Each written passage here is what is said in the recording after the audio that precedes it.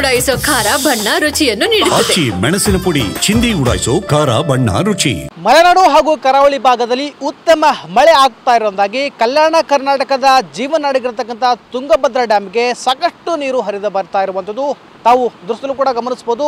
ತುಂಗಭದ್ರಾ ಡ್ಯಾಮ್ನ ನಾವು ಬ್ಯಾಕ್ ವಾಟರ್ನಲ್ಲಿದ್ದೀವಿ.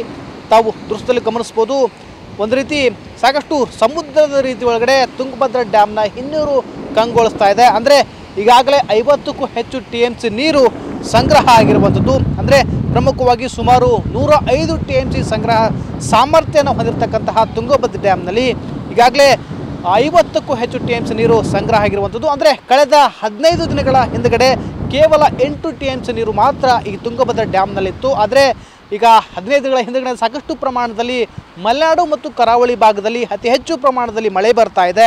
ಹೀಗಾಗಿ ಸಾಕಷ್ಟು ಪ್ರಮಾಣದಲ್ಲಿ ಅಂದರೆ 21,300 ಕ್ಯೂಸೆಕ್ಸ್ ನೀರು ಒಳಹರಿವು ಇದೆ. ಹೀಗಾಗಿ ಸಾಕಷ್ಟು ಪ್ರಮಾಣದಲ್ಲಿ ನೀರು ಕೂಡ ಸಂಗ್ರಹ ಆಗ್ತಾ ಇರುವಂಥದ್ದು. ಹೀಗಾಗಿ ಇಲ್ಲಿ ಗಮನಿಸ್ಬೋದು, ಅಂದರೆ ರುದ್ರ ರಮಣೀಯ ನರ್ತನವನ್ನು ಕೂಡ ತುಂಗಭದ್ರೆ ಮಾಡ್ತಾ ಇದ್ದಾರೆ ಅಂತ ಹೇಳ್ಬೋದು. ಯಾಕಂತಂದರೆ ಸಮುದ್ರ ಅಲೆಗಳ ಹಾಗೆ ದಡಕ್ಕೆ ಬಂದು ಅಲೆಗಳು ಅಪ್ಪರ್ತಾ ಇದ್ದಾವೆ. ಸಾಕಷ್ಟು ಪ್ರಮಾಣದಲ್ಲಿ ಪ್ರವಾಸಿಗರು ಕೂಡ ಇದನ್ನು ನೋಡಲಿಕ್ಕೆ ಬರ್ತಾ ಇರುವಂಥದ್ದು. ಅಂದರೆ ಇದು ಹಂಪಿಯಿಂದ ಕೇವಲ 10 ಕಿಲೋಮೀಟರ್ ಮಾತ್ರ ದೂರದಲ್ಲಿಂದಾಗಿ ಸಾಕಷ್ಟು ಪ್ರವಾಸಿಗರು ಕೂಡ ಹಂಪಿಯ ವೀಕ್ಷಣೆ ಜೊತೆಗೆ ಇಲ್ಲಿರ್ತಕ್ಕಂತಹ ತುಂಗಭದ್ರಾ ಡ್ಯಾಮ್ನ ರಮಣೀಯ ದೃಶ್ಯವನ್ನು ಕಣ್ ತುಂಬಿಕೊಳ್ಳಲು ಕೂಡ ಸಾಕಷ್ಟು ಪ್ರವಾಸಿಗರು ಬರ್ತಾ ಇರುವಂಥದ್ದು.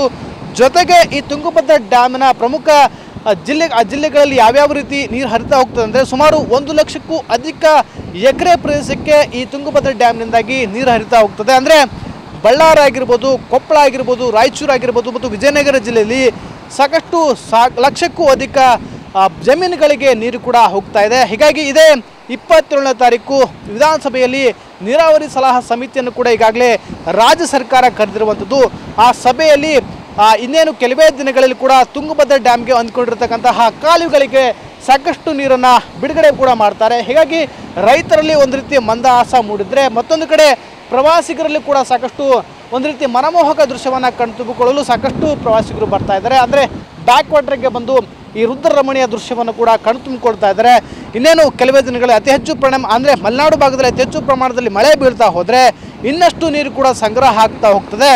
ಜೊತೆಗೆ ಈಗ ಏನು ಸಾಮರ್ಥ್ಯ ಇದೆ 105 TMC ನೀರು ಸಾಮರ್ಥ್ಯ ಏನಿದೆ ಅದು ಕೂಡ ಇನ್ನೇನು ಕೆಲವೇ ದಿನಗಳಲ್ಲಿ ಅಂದರೆ 15-20 ದಿನಗಳಲ್ಲಿ ಉತ್ತಮ ಮಳೆ ಆಗ್ತಾ ಹೋದರೆ ಆ ನೀರು ಕೂಡ ಸಂಗ್ರಹ ಸಾಮರ್ಥ್ಯ ಕೂಡ ಉಂಟಾಗುವ ಸಾಧ್ಯತೆ ಕೂಡ ಇರುವಂಥದ್ದು. ಜೊತೆಗೆ ಇಲ್ಲಿ ಪ್ರಮುಖ ಅಂಶವನ್ನು ಗಮನಿಸಬೇಕಾದ್ರೆ ಕಳೆದ ವರ್ಷ ತುಂಗಭದ್ರಾ ಡ್ಯಾಮ್ನ 19ನೇ ಕ್ರಸ್ಟ್ ಗೇಡು ಕೂಡ ಕಿತ್ತೋಗಿತ್ತು. ಆದರೆ ಈಗ ಅದನ್ನು ಜೋಡಿಸುವಂಥ ಪ್ರಯತ್ನ ಕೂಡ ತುಂಗಭದ್ರಾ ಡ್ಯಾಮ್ ಮಾಡಿಲ್ಲ. ಜೊತೆಗೆ ಆ ಪ್ರಕ್ರಿಯೆ ಕೂಡ ನಡೀತಾ ಇರುವಂಥದ್ದು. ಆದರೆ ಈಗಾಗಲೇ ಡ್ಯಾಮ್ನಲ್ಲಿ ನೀರು ಅತಿ ಹೆಚ್ಚು ಪ್ರಮಾಣದ ಸಂಗ್ರಹ ಆಗ್ತಿರೋದಾಗಿ ಆ ಕೆಲಸ ಸದ್ಯಕ್ಕೆ ತಾತ್ಕಾಲಿಕವಾಗಿ ನಿಂತಿದೆ. ಆದರೆ ತಡೆಗೋಡೆ ನಿರ್ಮಾಣ ಆಗಿರೋದಾಗಿ ಸುಮಾರು 80 TMC ನೀರನ್ನು ಸಂಗ್ರಹ ಮಾಡೋ ಸಾಮರ್ಥ್ಯ ಇದೆ ಅನ್ನೋ ಮಾಹಿತಿ ಕೂಡ ಕೊಟ್ಟಿರುವಂಥದ್ದು. ಅಂದರೆ 80 TMC ಆದರೆ ಇನ್ನೂ ಉತ್ತಮ ಮಳೆ ಆಗ್ತಾ ಹೋದರೆ ಕೇವಲ ಕೆಲವೇ ದಿನಗಳಲ್ಲಿ ಕೂಡ ತುಂಗಭದ್ರಾ ಡ್ಯಾಮ್ ಕೂಡ ಒಡಲು ತುಂಬ ಕೂಡ ಸಾಧ್ಯತೆ ಇರುವಂಥದ್ದು. ಹೀಗಾಗಿ ರೈತರಲ್ಲಿ ಅದು ಕೂಡ ಕಲ್ಯಾಣ ಕರ್ನಾಟಕದ ಭಾಗದ ರೈತರಲ್ಲಿ ಕೂಡ ಸಾಕಷ್ಟು ಮಂದಹಾಸ ಮೂಡಿರುವಂಥದ್ದು.